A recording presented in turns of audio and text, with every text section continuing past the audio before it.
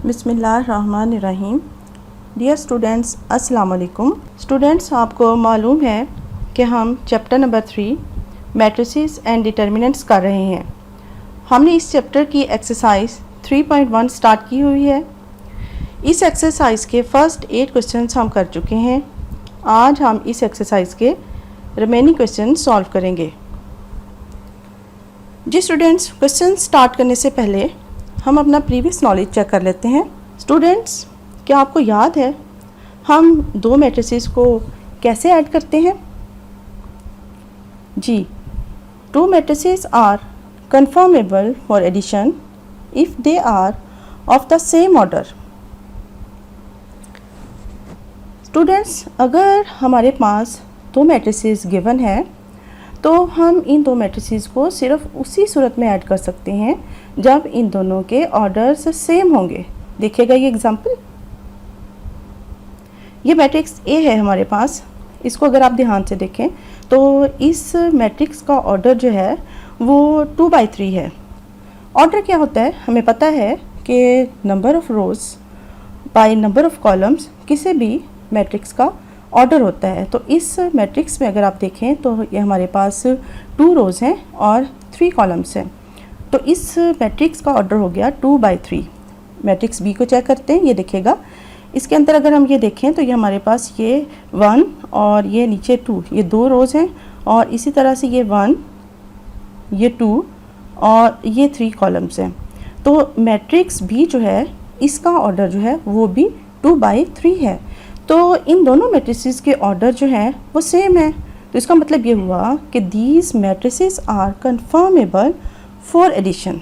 Students, हमने ये देखा कि ये दो मैट्रिसेस जो हैं हम इनको ऐड कब कर सकते हैं, मतलब किस कंडीशन के तहत हम दो मैट्रिसेस को जो है वो ऐड कर सकते हैं। अब अगला क्वेश्चन ये है कि इन मैट्रिसेस को हम ऐड किस तरह से करेंगे, मतलब जब ए को बी में ऐड करेंगे तो ये a प्लस बी जो होगा ये कैसे हासिल होगा। a plus B is obtained by adding the entries of the matrix a to the corresponding entries of the matrix b। Example देखते हैं। ये हमारे पास दो मैट्रिसेस हैं a और b, इन दोनों को हमने ऐड किया है। तो हमारे पास जो मैट्रिक्स a और मैट्रिक्स b इन दोनों के सेम ऑर्डर हैं, ये आपके सामने है। मैट्रिक्स ए इसका ऑर्डर जो है वो 2/3 और मैट्रिक्स बी जो है उसका ऑर्डर जो है वो भी 2/3 है। अब सवाल ये पैदा होता है कि हमने इन दोनों मैट्रिसेस को कैसे ऐड करना है। तो इसके लिए देखिएगा कि जो हमारा मैट्रिक्स ए है इसके एलिमेंट्स को हमने मैट्रिक्स बी के कोरेस्पॉन्डिंग एलिमेंट्स में ऐड करना है। मैट्रिक्स ए देखिएगा, मैट्रिक्स ए की फर्स्ट रो लें। फर्स्ट रो का फर्स्ट एलिमेंट अगर आप ये देखो तो ये हमारे पास 2 है। इसी तरह से जब आप मैट्रिक्स बी लें, इसकी फर्स्ट रो इसको लें और इसका फर्स्ट एलिमेंट अगर हम देखें तो ये हमारे पास -2 है। तो मैट्रिक्स ए की फर्स्ट रो के फर्स्ट एलिमेंट को हमने मैट्रिक्स बी की फर्स्ट रो के फर्स्ट एलिमेंट में ऐड किया। ये आ गया हमारे पास रिजल्ट 2 + -2। इसी तरह से अब फर्स्ट रो जो है मैट्रिक्स ए की उसके सेकेंड एलिमेंट को लीजिएगा, ये दिखेगा ये हमारे पास 3 है और इसके कोरेस्पॉन्डिंग मैट्रिक्स बी जो है इसकी फर्स्ट रो का सेकेंड एलिमेंट जो है वो 3 है। 3 को 3 में ऐड किया, ये देखिएगा ये रिज़ल्ट हमारे पास आ गया 3 + 3। इसके बाद मैट्रिक्स ए की फर्स्ट रो का जो लास्ट एलिमेंट है वो हमारे पास ये 0 है। इसको हमने मैट्रिक्स बी की फर्स्ट रो के लास्ट एलिमेंट जो कि यहाँ पर दिखेगा 4 है, इसमें हमने ऐड करना है। 0 को 4 में ऐड किया तो ये हमारे पास ये रिज़ल्ट आ गया। यही काम हमने सेकंड रो में करना है। ये 1 जो है इधर 1 में ऐड होगा, इसी तरह से ये 0 जो है इधर 2 में ऐड होगा और ये 6 जो है इधर ये 3 में ऐड होगा। तो ये हमारे पास ये रिज़ल्ट आ जाएगा 1 + 1, 0 + 2 और 6 + 3। इनको जब हम सॉल्व करेंगे तो हमारे पास ये रिज़ल्ट आ जाएगा। तो ये देखिएगा हमने क्या किया, ए और बी का सम लिया तो ए के तमाम एलिमेंट्स को बी के कोरेस्पॉन्डिंग एलिमेंट्स में हमने ऐड कर दिया। जी स्टूडेंट्स, अब हम देखते हैं कि हम दो मैट्रिसेस को मल्टीप्लाई कैसे कर सकते हैं। Multiplication of matrices. Two matrices A and B are said to be conformable for the product AB if the number of columns of A is equal to the number of rows of B।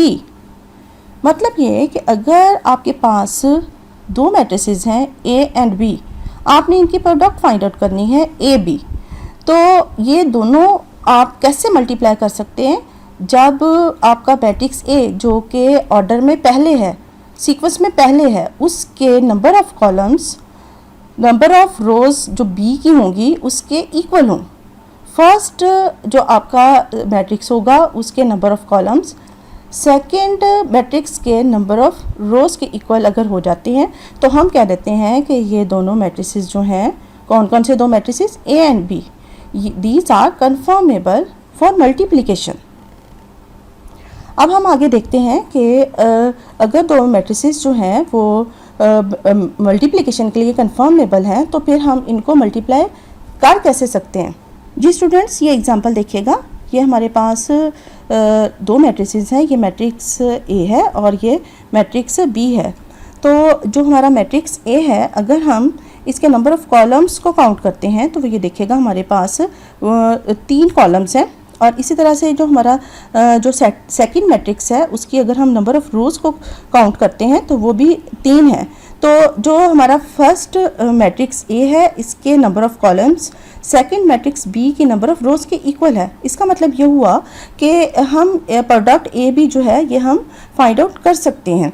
अब हम ये product A B कैसे find out करेंगे, इसका तरीका ये है कि जो आपके पास मैट्रिक्स ए है आपने इसके तमाम रोज़ को बारी बारी लेना है और जो मैट्रिक्स बी है इसके तमाम कॉलम्स के साथ बारी बारी मल्टीप्लाई करना है। देखिएगा सबसे पहले ये हमारे पास फर्स्ट रो है, ये फर्स्ट रो, ये मैट्रिक्स ए की फर्स्ट रो है। इसके एलिमेंट्स हैं A11, A12, A13। इस फर्स्ट रो को आपने मैट्रिक्स बी की फर्स्ट कॉलम के साथ ये मल्टीप्लाई करना है।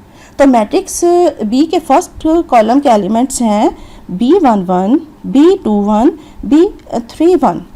करने का तरीका ये है कि आपने फर्स्ट एलिमेंट जो है उसको फर्स्ट एलिमेंट के साथ मल्टीप्लाई करना है। ये देखिएगा A11 को आपने B11 के साथ मल्टीप्लाई करना है। इसी तरह से आपने A12 को इधर से B21 के साथ मल्टीप्लाई करना है और इसी तरह से A13 को आपने B31 के साथ मल्टीप्लाई करना है। A11 को जब हमने B11 के साथ मल्टीप्लाई किया तो हमारे पास ये आ गया। आगे A11 को B21 के साथ मल्टीप्लाई किया तो हमारे पास ये आ गया। A13 को हमने B31 के साथ मल्टीप्लाई किया तो हमारे पास ये रिज़ल्ट आ गया।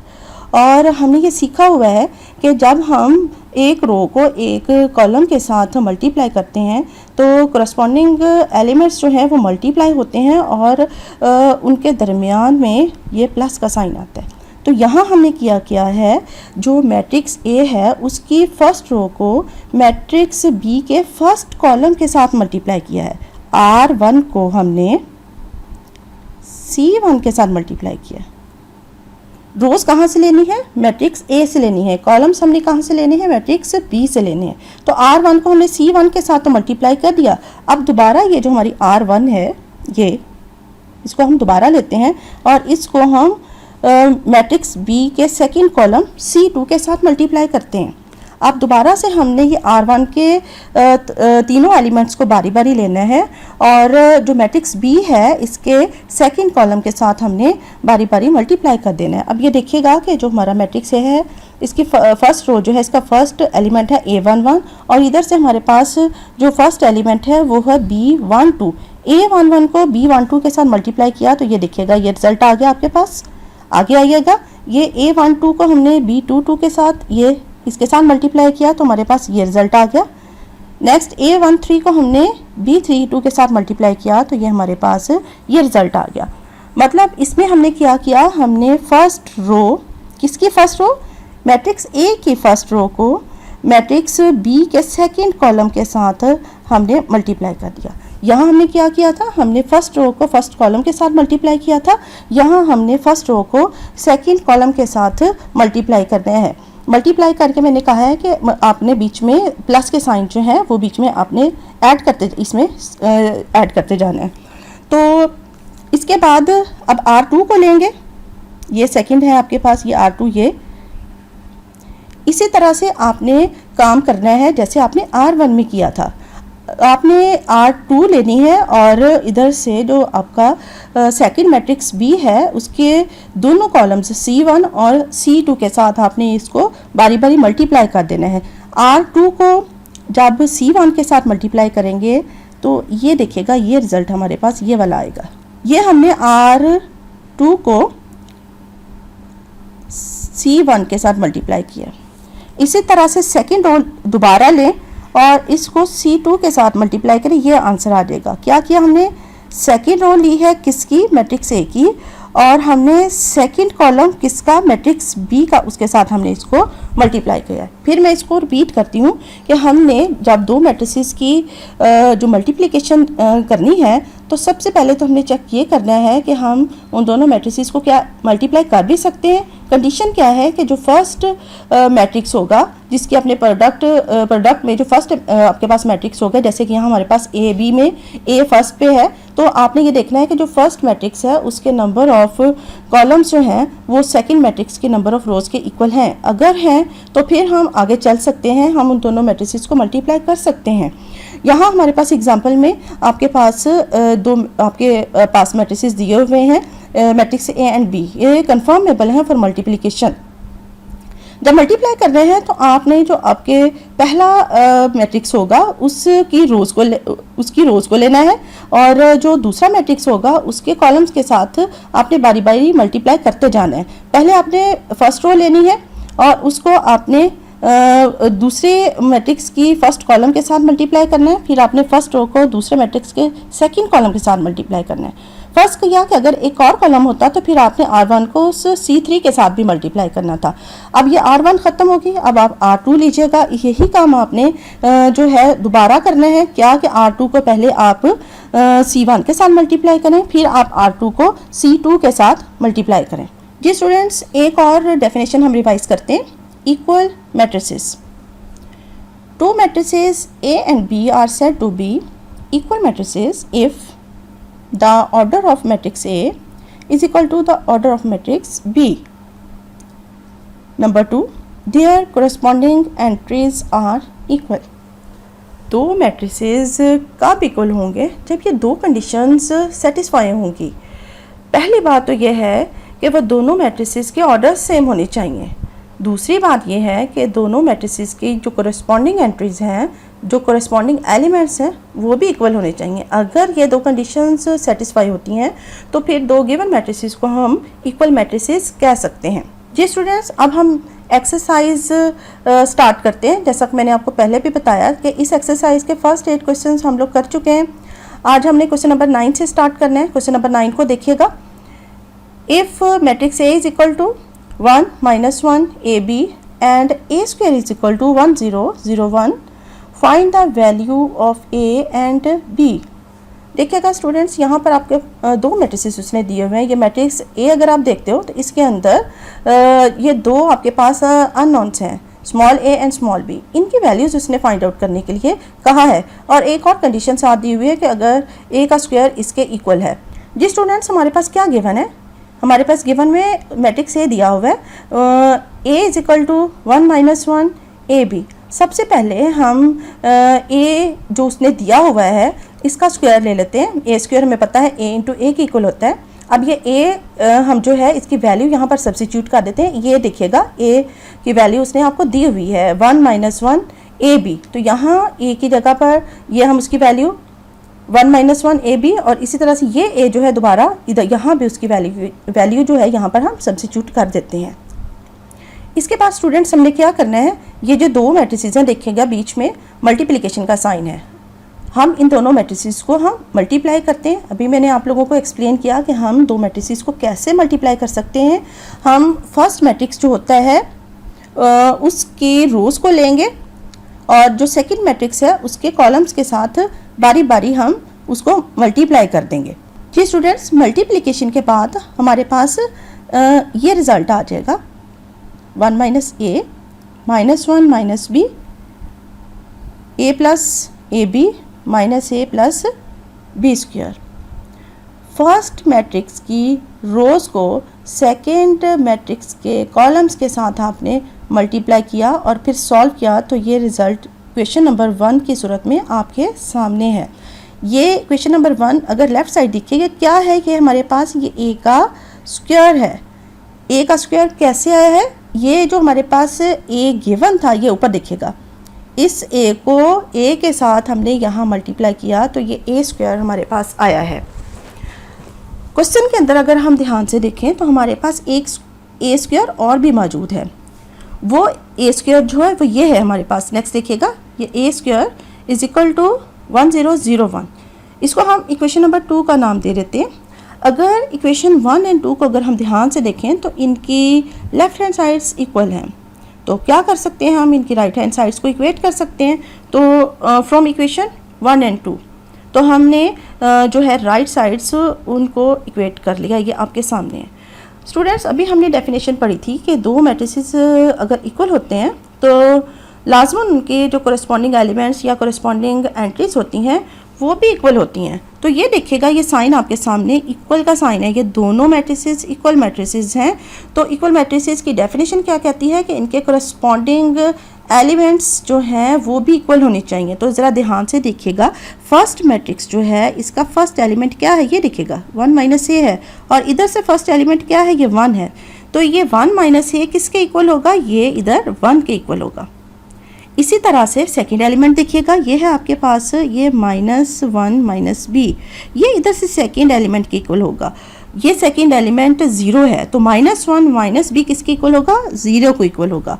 फर्स्ट एलिमेंट क्या है, 1 माइनस ए, इधर से फर्स्ट एलिमेंट क्या है 1, तो 1 माइनस ए किसके इक्वल आ गया, 1 के इक्वल आ गया। ये मैं यहाँ पर लाकर इसको लिख दिया। इसी तरह से जब हमने सेकेंड एलिमेंट्स को इक्वेट किया तो -1 माइनस बी किसके इक्वल आया, ये 0 के इक्वल आएगा। ये यहाँ लाकर मैंने इसको जो है ये लिख दिया। तो ये देखिएगा हमारे पास दो इक्वेशंस बन गई हैं। इन दोनों इक्वेशंस को हम बारी बारी सॉल्व करते हैं तो हमारे पास ये दोनों अननोन्स जो हैं उनकी वैल्यूज आ जाएंगी। ये देखिएगा 1 minus A is equal to 1, ये ए के साथ माइनस का साइन है, मैं इसको इधर ले आई हूँ, इधर आके ये क्या हो जाएगा, ये प्लस हो जाएगा। और ये 1 जो है इसको मैंने जो है वो लेफ्ट साइड पर शिफ्ट किया तो आपको पता है इसका साइन यहाँ का चेंज हो जाएगा, -1 हो गया। 1 माइनस 1 इज इक्वल टू क्या आ गया, ये हमारे पास 0 आ गया। तो ए की हमारे पास वैल्यू जो है वो 0 की इक्वल आ गई। अब इधर से दूसरी इक्वेशन को देखिएगा, ये थी हमारे पास -1 minus B is equal to 0। इसमें भी ये चूँकि बी के साथ माइनस का साइन है तो मैंने इसको इधर शिफ्ट कर दिया, इधर आकर ये प्लस हो जाएगा और बी की वैल्यू हमारे पास जो है वो क्या आ जाएगा, बी इज़ इक्वल टू -1 आ जाएगी। तो हमें जिसने कहा था कि find the values of A and B, तो ये देखिएगा आपके सामने ए एंड बी दोनों की वैल्यूज़ जो हैं वो आ गई हैं। जी स्टूडेंट्स, क्वेश्चन नंबर 10 सॉल्व करते हैं। स्टेटमेंट देखिएगा, if matrix A is equal to 1 -1 2 0 3 1 and matrix B is equal to 2 3 0 1 2 -1, then show that A plus B whole transpose is equal to A transpose plus B transpose। यहाँ हमने एक result prove करना है। इसमें ये देखिएगा transpose का sign है। ट्रांसपोज क्या होता है, ये हमने पढ़ा हुआ है कि अगर आपके पास कोई मैट्रिक्स गिवन है और उस मैट्रिक्स की रोज़ को अगर आप कॉलम्स में चेंज कर दें या कॉलम्स को रोज़ में चेंज कर दें तो जो नया मैट्रिक्स हम हासिल करेंगे वो जो है वो पहले मैट्रिक्स का ट्रांसपोज होगा। मतलब ये है कि अगर हमारे पास मैट्रिक्स ए दिया हुआ है उसका अगर हम ट्रांसपोज लेते हैं तो ट्रांसपोज लेने के बाद जो आंसर आएगा उसमें क्या करेंगे कि हम जो मैट्रिक्स ए था उसकी रोज़ को कॉलम्स में चेंज कर दें, या दूसरा तरीका है कॉलम्स को रोज़ में चेंज कर ले। तो ये हमने यहाँ पर जो ट्रांसपोज की डेफिनेशन जो है यहाँ पर हमने इस क्वेश्चन के अंदर अप्लाई करनी है। क्वेश्चन देखिएगा, हम इसकी लेफ्ट हैंड साइड लेते हैं। लेफ्ट हैंड साइड में देखिएगा हमारे पास है ए प्लस बी होल ट्रांसपोज, ए प्लस बी होल ट्रांसपोज। तो क्या करेंगे हम, सबसे पहले ए उसने हमें दिया हुआ है क्वेश्चन के में स्टेटमेंट में देखिएगा ये ए की वैल्यू उसने दी हुई थी, तो यहाँ ए की जगह पर हम उसकी वैल्यू सब्स्टिट्यूट कर देते हैं, प्लस ये आ गया। इसी तरह से ये बी है, बी उसने ये देखें आपको दिया हुआ है तो बी की जगह उसकी वैल्यू हम यहाँ पर पुट कर देते हैं। तो ये ए प्लस बी, और ये पूरे के ऊपर क्या है, ये ट्रांसपोज का साइन है। तो सबसे पहले तो हम ये ब्रैकेट सॉल्व करेंगे, और ब्रैकेट में ये दो मैट्रिसेस का क्या आ रहा है, ये सम है, ये सम हमने लेना है। और अभी हमने डिस्कस किया था कि दो मैट्रिसेस का सम हम कैसे लेंगे, दोनों मैट्रिसेस के कोरस्पॉन्डिंग एलिमेंट्स जो हैं हम उनको ऐड करेंगे। जी स्टूडेंट्स, ये देखिएगा जो मैट्रिक्स ए है इसका फर्स्ट एलिमेंट हमारे पास 1 है, और मैट्रिक्स बी का फर्स्ट एलिमेंट जो है ये हमारे पास 2 है। ये इन दोनों को ऐड करने से ये आ जाएगा 1 + 2। नेक्स्ट -1, और इधर से आपके पास 3, तो ये आपके पास आ गया -1 + 3। आगे चलते हैं, मैं इसके ऊपर क्रॉस अब लगा देती हूँ, ये 2 और इधर से क्रॉस लगा रही हूँ, इधर से 0, तो ये आपके पास आ जाएगा 2 + 0। यही काम हमने सेकंड रो ए और सेकंड रो बी के साथ हमने करना है। तो उस सूरत में आ जाएगा 0 + 1, ये 3 + 2 और 1 - 1। इनको अब हम सॉल्व करते हैं। ये देखिएगा 1 + 2 जो है ये = यहाँ 3 आ जाएगा, ये इसी तरह से ये -1 + 3 जो है = 2 आ जाएगा, और ये 2 + 0 जो है वो = 2 आ जाएगा। फिर इसी तरह से ये 0 + 1 = 1, 3 + 2 = ये 5, 1 - 1 = ये 0 आ गया। तो ये हमने दो मैट्रिसेस को ऐड किया है, तो ये रिज़ल्ट आपके सामने है 3 2 2 1 5 0। ये देखिएगा अभी हमने इसको सॉल्व करना है। ये क्या चीज़ है, ये टी फॉर ट्रांसपोज।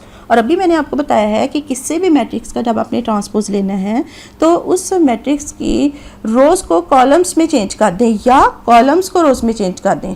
तो मैं यहाँ पर क्या करने जा रही हूँ, ये देखिएगा कि ये इसकी जो फर्स्ट रो है R1 जो है क्या है, ये 3 2 2, इसको मैं यहाँ फर्स्ट कॉलम में चेंज कर रही हूँ। ये देखिए 3 2 2 फर्स्ट रो थी, इसको हमने यहाँ से उठाया और हमने इसको यहाँ क्या बना दिया, इसको हमने फर्स्ट कॉलम बना दिए। अब इसी तरह से ये देखिएगा ये आपकी सेकेंड रो है R2, इसको क्या करना है, हमने कॉलम में चेंज करना है। ये सेकेंड रो हमने यहाँ से उठाई और यहाँ लाकर हमने इसको 1 5 0 क्या बना लिया, हमने इसको सेकेंड कॉलम बना लिया। तो ट्रांसपोज लिया, फर्स्ट रो को फर्स्ट कॉलम में और सेकंड रो को सेकंड कॉलम में हमने चेंज कर दिया। तो ये रिज़ल्ट जो है इक्वेशन नंबर 1 की सूरत में आपके सामने है। तो ये हमने लेफ्ट हैंड साइड सॉल्व कर ली है। इसी तरह से बेटे अब हम लोग जो आपकी राइट हैंड साइड है देखिएगा A transpose plus B transpose, इसको सॉल्व करते हैं। देखिएगा राइट हैंड साइड, तो यहाँ A का ट्रांसपोज लेना है। तो हम सबसे पहले क्या करते हैं कि ये A मैट्रिक्स जो था उसकी वैल्यू यहाँ पर ये सब्स्टिट्यूट कर देते हैं, ये मैट्रिक्स A और ये उसका ट्रांसपोज, प्लस उसके बाद ये मैट्रिक्स B और ये फिर इसके ऊपर इसका ट्रांसपोज। तो हमने अब क्या करना है कि पहले A का ट्रांसपोज लेना है, फिर हमने B का ट्रांसपोज लेना है, जो आंसर आएगा उन दोनों को हमने ऐड कर लेना है। तो फिर देखिएगा ट्रांसपोज की डेफिनेशन फिर दोबारा अप्लाई करते हैं कि यहाँ हमने फर्स्ट जो रो है अभी बताया आपको, इसको क्या करना है, इसको हमने इस के फर्स्ट कॉलम में चेंज कर देना है। ये इसी तरह से ये सेकंड जो रो है इसको लें और इधर इस सेकंड कॉलम में चेंज कर दें। तो ये A का ट्रांसपोज हमने ले लिया, फर्स्ट रो को फर्स्ट कॉलम बना दिया और सेकंड रो को हमने सेकंड कॉलम बना दिया। यही काम बेटे हमने दूसरे मैट्रिक्स के साथ करना है। ये जो आपकी ये फर्स्ट रो है इसको उठाएं और ये यहाँ ले आएँ, इसको फर्स्ट कॉलम बना लें। अगेन ये जो आपके पास सेकंड रो थी इसको यहाँ लाकर इसको सेकंड कॉलम बना लें। तो ये A एंड B दोनों के ट्रांसपोज हमने फाइंड आउट कर लिए। अब ये देखिएगा ये दो मैट्रिसेस आपके सामने हैं। अब बीच में इनके क्या है, प्लस का साइन है, इनको ऐड कर लें। ऐड करने के लिए अभी हम लोग डिस्कस कर चुके हैं कि ये हमने करस्पॉन्डिंग एलिमेंट्स को जो है वो ऐड करना है। तो यहाँ अगर हम देखते हैं इधर हमारे पास 1 के करस्पॉन्डिंग एलिमेंट इधर क्या है, ये 2, तो ये 1 + 2 ये आ गया। इधर ये 0, इसके करस्पॉन्डिंग एलिमेंट क्या है, यहाँ 1, तो ये 0 + 1 आ गया। यही काम हमने यहाँ सेकंड और ये थर्ड रो के साथ करना है। तो ये रिजल्ट जो है ये आपके सामने ये आ गया है। आप इनको मज़ीद सॉल्व करेंगे तो ये आपके पास ये देखिएगा 2 + 1 3, 0 + 1 1 आ गया। आगे सॉल्व करेंगे तो ये 2 5 2 और 0। तो ये हमारे पास जो है वो राइट हैंड साइड जो है वो सॉल्व होके ये मैट्रिक्स आ गया 3 1 2 5 2 0। जी स्टूडेंट्स, जब हमने A ट्रांसपोज और B ट्रांसपोज का सम लिया तो ये देखिएगा आपके पास ये मैट्रिक्स आ गया है 3 1 2 5 2 0। इसको हमने ये इक्वेशन 2 का नाम दे दिया है। तो ये देखिएगा जब दोनों इक्वेशंस को अगर हम देखते हैं इक्वेशन नंबर 1 एंड 2, इसमें हम देखते हैं कि लेफ़्ट हैंड साइड जो थी उसका आंसर जो था वो भी 312520, और ये जो हमारी राइट हैंड साइड हमने सॉल्व की तो उसका आंसर जो था वो भी 312520 है। तो from equation 1 and 2 it is clear that left hand side is equal to right hand side. तो ये हमारे पास रिजल्ट आ गया क्या, a plus B whole transpose is equal to a transpose plus b transpose. ये स्टूडेंट्स क्वेश्चन नंबर 13 देखिएगा। Find the matrix a if 2 -1 -1 2 matrix into a is equal to matrix 0 -3 8 3 3 -7। Students जरा क्वेश्चन को ध्यान से देखिएगा कि ये जो मैट्रिक्स A है ये इधर दूसरे मैट्रिक्स 2 -1 2 के साथ मल्टीप्लाई हो रहा है, और इन दोनों की प्रोडक्ट जो है ये इधर 0 -3 8 3 3 -7 के इक्वल है। अब हमने करना क्या है कि ये जो हमारे पास बीच में अननोन मैट्रिक्स A है इसको फाइंड आउट करना है। इसको हम कैसे फाइंड आउट करने के, इसके लिए मैं आपको थोड़ी सी एक्सप्लेनेशन दूंगी ऑर्डर के हवाले से। जी स्टूडेंट्स, अगर हमारे पास दो मैट्रिसेस गिवन हैं और उनके ऑर्डर्स भी गिवन हैं तो हम उनकी प्रोडक्ट जो है उनका ऑर्डर फाइंड आउट कर सकते हैं। यह हमने पढ़ा हुआ है। यहाँ देखिएगा, अगर मैं कहूँ कि ऑर्डर ऑफ मैट्रिक्स A जो है वो m क्रॉस n के इक्वल है, और ऑर्डर ऑफ मैट्रिक्स B जो है वो n क्रॉस p के इक्वल है। तो हम इनकी प्रोडक्ट जो है A B उसका ऑर्डर कैसे फाइंड आउट कर सकते हैं। यहाँ लिखा हुआ नज़र आ रहा है m क्रॉस p, लेकिन यह है कि m क्रॉस p कहाँ से आया है। ये देखिएगा, ये जो m है यहाँ से, ये फर्स्ट जो है ये इधर से जो मैट्रिक्स A है इससे आया है, और इसी तरह से ये जो P है ये इधर से, ये जो मैट्रिक्स B है ये यहाँ से आया है।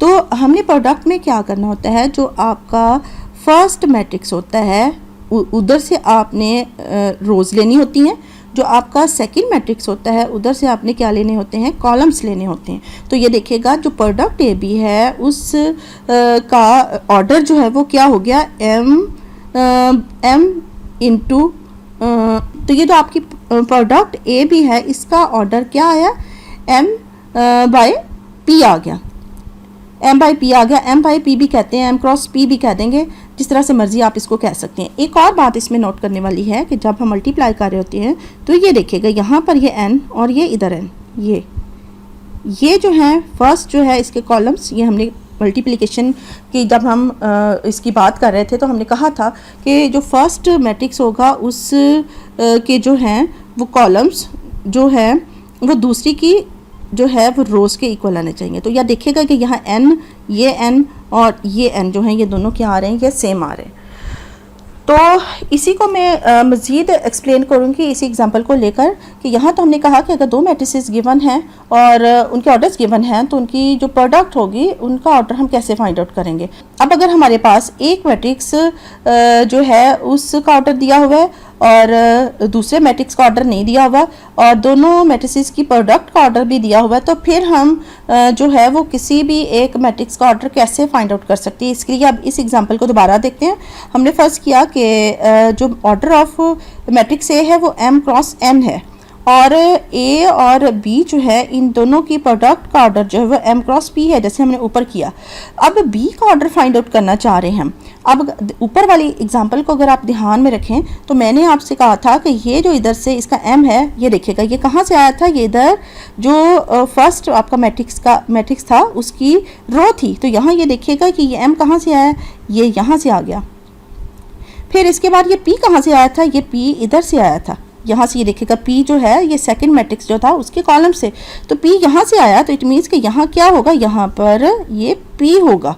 अब रह गया ये, इसके लिए भी हमें पता है कि जो यहाँ मैंने आपको बताया था कि यहाँ n और यहाँ n ये सेम होंगे, ये इसके कॉलम्स और इसकी रो सेम होंगी। तो यहाँ n है तो यहाँ क्या आ जाएगा आपके पास, यहाँ आपके पास n आ जाएगा। तो फिर b का ऑर्डर क्या हो गया, n क्रॉस p हो गया। तो ये तीन चीज़ें हैं, दो मैट्रिसेस और एक उनकी प्रोडक्ट। तीनों में से अगर दो दिए हुए हैं तो आप जो है वो तीसरा जो है उसका ऑर्डर जो है वो फाइंड आउट कर सकते हैं। अब इस क्वेश्चन के लिए मैंने आपको ये सारा समझाया था। अब इसमें आप देखिएगा कि ये जो हमने ए जो था मैट्रिक्स है, ये इसकी वैल्यू फाइंड आउट करनी है। और मैं इस ए को यहाँ, ये देखिएगा, इस मैट्रिक्स को मैंने सपोज कर लिया है कि let matrix A is equal to A B C D E F. तो अब इस मैट्रिक्स को अगर आप ध्यान से देखो तो इस मैट्रिक्स की 2 रोज हैं और इसके 3 कॉलम्स हैं। तो इसका ऑर्डर जो है वो 2/3 है। अब मैंने ये 2/3 वाला मैट्रिक्स ही क्यों चूज़ किया, मैंने 2/2 वाला क्यों निकाल लिया, मैंने 3/2 वाला क्यों निकाल लिया, तो इसको मैं अब एक्सप्लेन कर देती हूँ कि यहाँ पे देखिएगा कि हमारे पास ये जो हमारा फर्स्ट मैट्रिक्स था, यहाँ 2 - 1 - 1 2, ये इसका ऑर्डर देखते हैं। ये देखिएगा इसका ऑर्डर 2/2 है। इसके बाद नेक्स्ट था ए का हमें ऑर्डर मालूम नहीं है, इसके लिए ये देखिएगा कि मैंने इसको ये खाली छोड़ा हुआ है। इज इक्वल टू हमारे पास ये जो नेक्स्ट मैट्रिक्स था उसका ऑर्डर अगर आप देखते हो तो ये 2/3 है।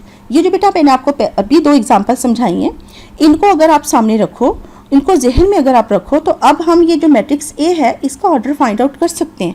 ये जो हमारा फर्स्ट जो है ये कहाँ से आएगा, ये 2, ये मैंने आपको बताया था कि ये यहाँ से आएगा, यहाँ से। और ये जो लास्ट होता है ये कहाँ से आता है, ये यहाँ से आता है। अब यहाँ तो ये खाली है, इट मीन्स के यहाँ ये क्या होगा, ये 3 के इक्वल होगा। और यहाँ जो है ये इधर, ये और ये चूँकि ये सेम होते हैं तो ये 2 हो जाएगा। तो ए का ऑर्डर जो है वो किसके इक्वल आ गया, 2/3 के इक्वल आ गया। तो ये मैंने इन पर्टिकुलर ए जो है वो एक 2/3 ऑर्डर वाला जो है वो मैट्रिक्स वो सपोज कर लिया है। तो यहाँ अब यहाँ जो आपका क्वेश्चन था उसके अंदर ए मैट्रिक्स की जगह ये वैल्यूज़ हम जो हैं A B C D E F की फॉर्म में जो है यहाँ रखेंगे। ये देखिएगा ये क्वेश्चन है, ये ए की वैल्यू मैंने यहाँ रख दी है जो हमने अभी यहाँ पर ये सपोज की थी। जी स्टूडेंट्स, हमने लेफ़्ट साइड पर मौजूद ये 2 मैट्रिसेस को हमने मल्टीप्लाई करना है। और मल्टीप्लाई करने के लिए हमने क्या करना है कि जो फर्स्ट मैट्रिक्स है इसकी रोज़ को सेकंड मैट्रिक्स के कॉलम्स के साथ हमने बारी बारी जो है वो मल्टीप्लाई करते जाएंगे। तो ये जो हमारे पास ये फर्स्ट रो है इसको ले, इसके एलिमेंट्स को इधर से ये फर्स्ट कॉलम के साथ मल्टीप्लाई कर दें। 2 को इधर ए के साथ मल्टीप्लाई करेंगे 2a आ जाएगा, -1 को इधर डी के साथ मल्टीप्लाई करेंगे तो ज़ाहिर है ये -d आ जाएगा। ये हो गया हमारे पास फर्स्ट रो फर्स्ट कॉलम। अब फर्स्ट रो को हमने क्या करना है, सेकंड कॉलम के साथ जब मल्टीप्लाई करना है तो हमारे पास ये रिजल्ट आ जाएगा। फिर फर्स्ट रो को हमने थर्ड कॉलम के साथ मल्टीप्लाई करना है तो ये रिजल्ट आ जाएगा। याद रखें कि हमारे सेकंड मैट्रिक्स के अंदर 3 कॉलम्स हैं, तो ये first row first column, first row second column, first row third column. तो ये फर्स्ट रो का काम अब ख़त्म हो गया। अब हमने ये सेकंड रो जो है इसको ले लेना है। अब फिर उसी तरह से सेकंड रो जो है ये इसको इन तीनों कॉलम्स के साथ बारी बारी हमने ये मल्टीप्लाई कर देना है। ये आपके पास जो है second row first column, second row second column, second row third column. जो आपकी जो है राइट हैंड साइड इसको हम इसी तरह से लिख लेंगे। इसके बाद जो हमने आगे काम करना है स्टूडेंट्स, ये देखिएगा ये इक्वालिटी का साइन है बीच में। ये 2 मैट्रिसेस क्या हैं, एक दूसरे के इक्वल हैं। हमने डेफिनेशन पढ़ी, फिर रिवाइज कर लेते हैं कि अगर 2 मैट्रिसेस इक्वल होते हैं तो उनके करस्पॉन्डिंग एलिमेंट्स जो होते हैं वो भी इक्वल होते हैं। तो अगर आप यहाँ ध्यान से देखिए, यहाँ इस मैट्रिक्स का फर्स्ट एलिमेंट है 2a - d। इसका फर्स्ट एलिमेंट कौन सा है, ये 0 है। इसका मतलब ये हुआ कि 2a - d को हम किसके इक्वल रख सकते हैं, 0 के। आगे चले, सेकंड एलिमेंट है 2b - c। इसका सेकंड एलिमेंट कौन सा है, -3। तो 2b - c को किसके इक्वल रख सकते हैं, -3 के। फर्स्ट रो को देखें, लास्ट एलिमेंट 2c - f और इधर से लास्ट एलिमेंट हमारे पास 8 है। तो एक और इक्वेशन जो बनेगी वो हमारी 2c - f = 8 बनेगी। तो 3 इक्वेशंस यहाँ से बनेंगे। इसी तरह से जब हम दूसरी रो जो है उसको इक्वेट करेंगे तो हमारे पास 3 मज़ीद इक्वेशंस बनेंगी और ये टोटल 6 इक्वेशंस होंगी। अभी देखते हैं ये कौन सी इक्वेशंस हैं। जी स्टूडेंट्स, जब हमने ये 2 इक्वल मैट्रिसेस के कोरस्पॉन्डिंग एलिमेंट्स को इक्वेट किया तो ये हमारे पास ये 6 इक्वेशंस हमारे पास आ गई हैं। ये 6 इक्वेशंस जो हैं इनमें 6 अननोन्स हैं, A B C D E F. 2 equations को हम यूज़ करते जाएंगे और 2 अननोन्स जो हैं हम उनको फाइंड आउट करते जाएंगे। तो स्टूडेंट्स ये देखिएगा कि जो हमारी इक्वेशन नंबर 1 है इसके अंदर दो कांस्टेंट्स हैं a एंड d। इसी तरह से इक्वेशन नंबर 4 जो है इसमें भी दो कांस्टेंट्स हैं a एंड d। इन दोनों इक्वेशंस को यूज़ करते हैं। अब ये देखिएगा कि जो हमारी इक्वेशन नंबर 1 है वो है 2a माइनस डी, और जो इक्वेशन नंबर 4 है वो है -a + 2d is equal to 3। तो इसमें हम ये करते हैं कि इक्वेशन जो 4 है उसको 2 के साथ मल्टीप्लाई कर देते हैं। ये इक्वेशन 4 जो है इसको हम 2 के साथ मल्टीप्लाई कर देंगे तो ये हमारे पास आ जाएगी -2a + 4d is equal to 6, और ये मैंने इसको यहाँ पर लिख दिया है। इसके साथ इक्वेशन 1 को सॉल्व करते हैं। ये देखिएगा ये हमारी इक्वेशन 1 है, इसको लाकर हमने यहाँ लिखा। अब इन दोनों इक्वेशंस को हमने ऐड करना है। ऐड करेंगे तो ये -2a + 2a इनकी कैंसिलेशन हो जाएगी। सॉल्व करेंगे तो ये हमारे पास 3d इज़ इक्वल टू ये 6 आ गया। इसके बाद बोथ साइड्स को 3 के साथ डिवाइड कर दें। मज़ीद सिंप्लीफिकेशन करेंगे तो ये देखिएगा हमारे पास d की वैल्यू जो है वो 2 आ जाएगी। अब ये d की वैल्यू जो 2 हमने हासिल की है इसको इक्वेशन 1 या 4 किसी भी इक्वेशन के अंदर आप सब्स्टिट्यूट करें और a की वैल्यू जो है वो फाइंड आउट कर लें। मैं यहाँ पर d जो है वो इक्वेशन नंबर 1 के अंदर जो है वो सब्स्टिट्यूट कर रही हूँ। तो जब हम d is equal to 2 equation number 1 में पुट करेंगे तो ये देखिएगा कि ये हमारे पास ये इक्वेशन आ जाएगी, क्योंकि हमने d की जगह 2 जो है वो पुट कर दिया है। इसके बाद इसको मज़ीद सिंप्लीफाई किया तो ये हमारे पास ये इक्वेशन आ गई 2a इज़ इक्वल टू 2। इसके बाद बोथ साइड्स को जब हमने 2 के साथ डिवाइड किया तो ये हमारे पास a की वैल्यू 1 आ गई है। तो ये इक्वेशन नंबर 1 और इक्वेशन नंबर 4 को यूज़ करते हुए हमने दो अननोन्स a और d इनकी वैल्यूज़ फाइंड आउट कर ली है। अब हम नेक्स्ट इक्वेशन नंबर 2 और इक्वेशन नंबर 5 को यूज़ करेंगे। देखिएगा कि हमारे पास इक्वेशन नंबर जो 2 है इसके अंदर जो अननोन्स हैं वो b और e हैं। इसी तरह से जो हमारे पास इक्वेशन नंबर 5 है इसके अंदर भी अननोन्स जो हैं वो b और e है। तो जैसे हमने 1 एंड 4 को सॉल्व किया बिल्कुल उसी तरह से हम इक्वेशन नंबर 2 और 5 को हम सॉल्व करेंगे। जी स्टूडेंट्स, हम इक्वेशन नंबर 2 को 2 के साथ मल्टीप्लाई करेंगे और उसके बाद हम उसको इक्वेशन नंबर 5 के अंदर ऐड कर देंगे। जब हमने इक्वेशन नंबर 2 को 2 के साथ मल्टीप्लाई किया तो हमारे पास ये इक्वेशन आ गई, और इसके बाद इक्वेशन नंबर 5 ये है हमारे पास। इन दोनों को हमने ऐड किया, -2e और +2e की कैंसिलेशन हो गई। जब 4b और -b को हमने सॉल्व किया तो ये हमारे पास 3b आ गया। इसी तरह से राइट साइड पर -6 और +3 ये सॉल्व होने के बाद ये -3 आ गया। अब बोथ साइड्स को 3 के साथ डिवाइड करें। सिंप्लीफिकेशन के बाद ये हमारे पास b की वैल्यू -1 आ जाएगी। जैसे हमने लास्ट 2 इक्वेशंस को सॉल्व किया इसी तरह से इसमें भी अब हम b इज़ इक्वल टू -1 जो है वो हम इक्वेशन 2 या 5 किसी में भी पुट कर सकते हैं। यहाँ मैं b की वैल्यू -1 जो है वो इक्वेशन नंबर 5 के अंदर पुट कर रही हूँ। b is equal to -1 put करें कहाँ, इक्वेशन नंबर 5 के अंदर। ये हमने इक्वेशन नंबर 5 के अंदर b की वैल्यू सब्स्टिट्यूट की है। इसके बाद हमने इसको मज़ीद सॉल्व किया तो ये हमारे पास इक्वेशन आ गई 2e इज़ इक्वल टू 2।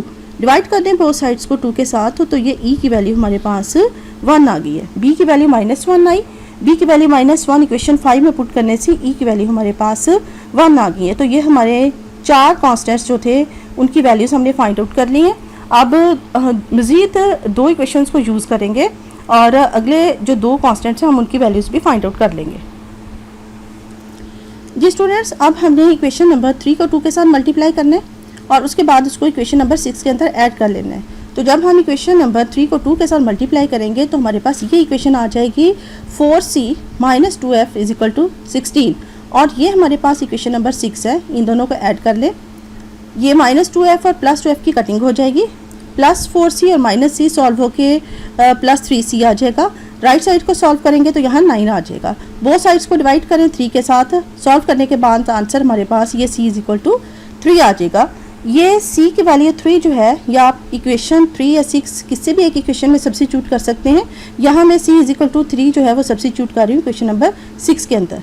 तो इक्वेशन 6 में हम c की वैल्यू जो है वो 3 सब्स्टिट्यूट करते हैं, ये देखिएगा, और इसके बाद हम इसको सॉल्व करेंगे तो हमारे पास ये इक्वेशन आ जाएगी।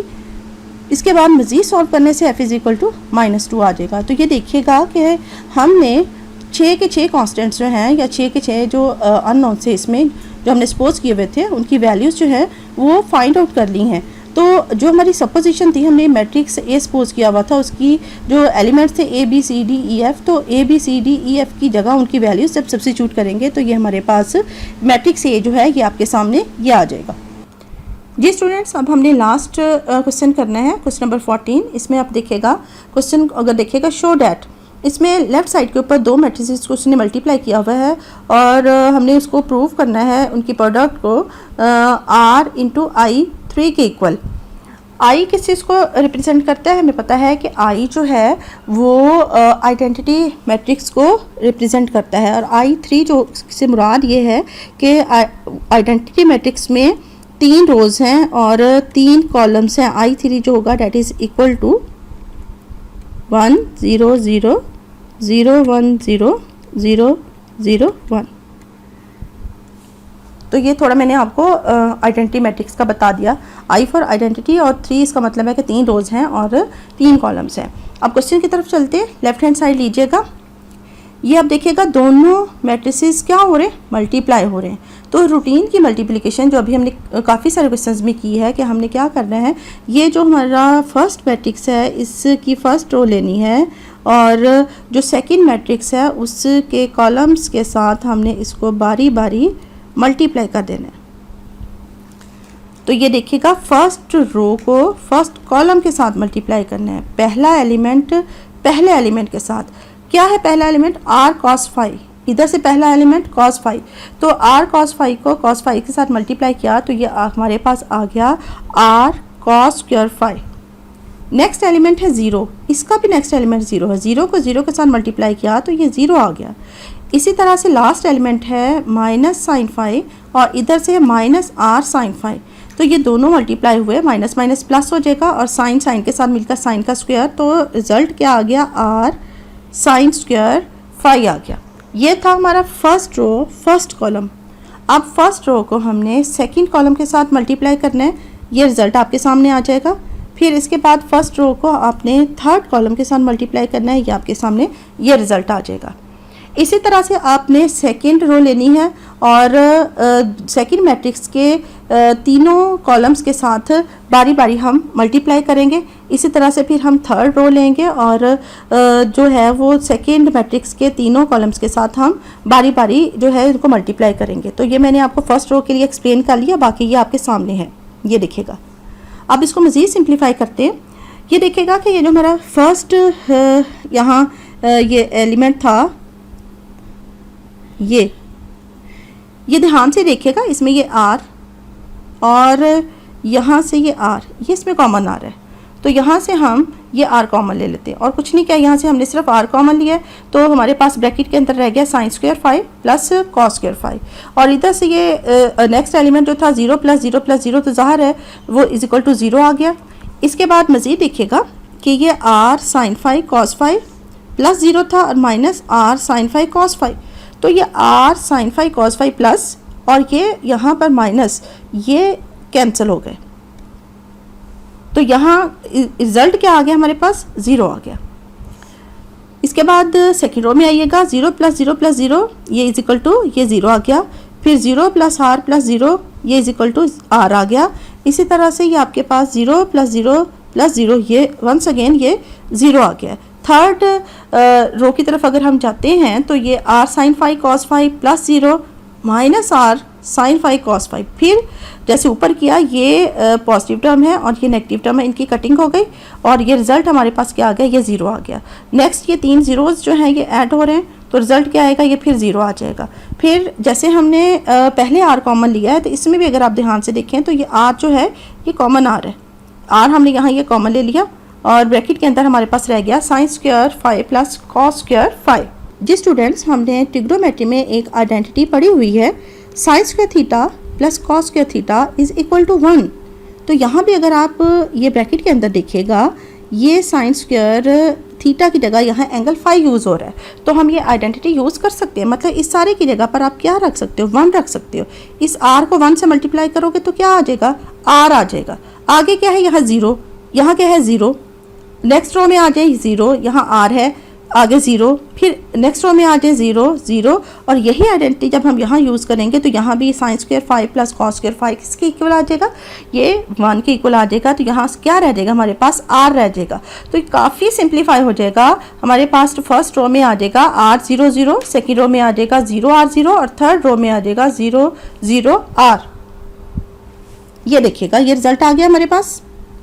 अब हमने क्या करना है कि हमने ये r जो है इस मैट्रिक्स में से कॉमन ले लेना है। r कॉमन लेने से ये देखिएगा ये जो बच गया आपके पास मैट्रिक्स, इसको ज़रा ध्यान से देखिएगा। ये क्या है 1 0 0 0 1 0 0 0 1। ये अभी मैंने स्टार्ट में आपको बताया था कि ये किसके इक्वल होता है, ये I3 के इक्वल है ये जो है। तो इसकी जगह हम क्या सब्स्टिट्यूट कर सकते हैं, I3 सब्स्टिट्यूट कर सकते हैं। तो ये किसके इक्वल आ गया, ये हमारी राइट हैंड साइड के इक्वल आ गया है।